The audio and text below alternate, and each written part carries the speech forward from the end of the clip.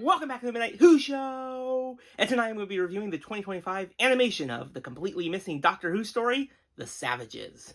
This is a 4-part story that finds the Doctor and his traveling companions Steven and Dodo arriving on an unnamed planet, where they soon encounter two distinct people, the Elders and the Savages.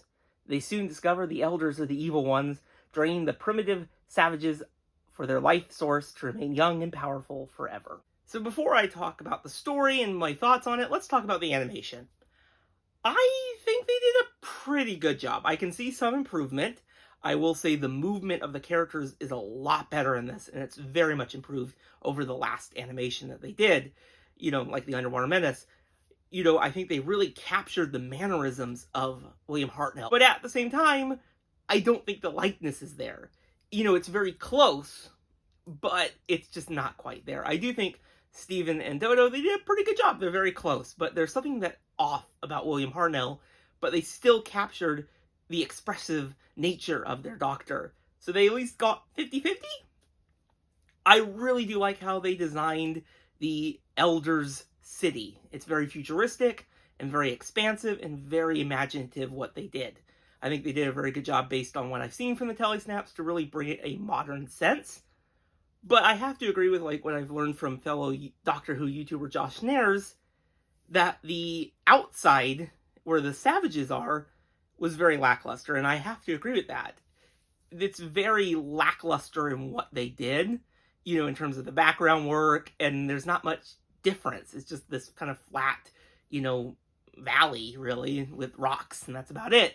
But when you look at the telesnaps, there's a lot more in the Savages and where they come from. So that's a disappointment. But I will say I still enjoyed this animation. They're still capturing that kind of Saturday morning cartoon feel from the 1960s. And I think that's fine. I just wish they did a little bit more of trying to capture, what the telesnaps in the original story felt like. They're just trying to do their own thing, and sometimes that works. I think it really is well done in the Elders City. That was great, but when you get outside and you get a little bit more, not too much. I just hope they can, if they do another one, that can take everything that kind of was a little bit off in this one and really rework it, because they're so close. But I'm just glad that another Doctor Who animation for the missing episodes is here. I really do enjoy watching these stories for the very first time, especially The Savages. I've never listened to the audio of it, so it was great to watch this one for the very first time, and I really did enjoy the story. I think it's a great concept how you have the Doctor arriving on a planet where they meet the Elders who live in this futuristic-looking city, and they basically have the Savages outside, and you really think, well, who's the evil one? Well, you can kind of early on tell that there's something not quite right with the Elders. I really did like the idea of where they knew about the Doctor and the legend of his time machine, so that was great. And I did really enjoy, toward the end of the story, how Jano drained the Doctor of their life force, but slowly adapted the mannerisms, and that's how they changed their perspective of what they were doing. That's a great Doctor Who lesson. Don't drain the Doctor's good nature. You might become them. That was just great. And I really did enjoy that they did really a great job at kind of exploring basically how you can never judge things, really, when you arrive in a situation with the Doctor.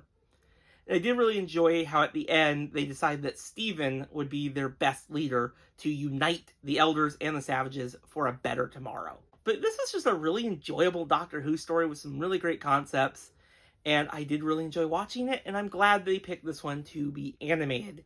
But now I guess the question is, what's next? What Doctor Who story do you want animated next? Let me know in the comments below, and share me your thoughts on the story if you did watch the new animation. And here in North America, if you do not want to import it like I did, this story will be released on May 20th on just Blu-ray, no Steelbook for us here. Well, that's it for tonight. I really hope you enjoyed this video, and I'll see you all in the next video. Bye, everybody.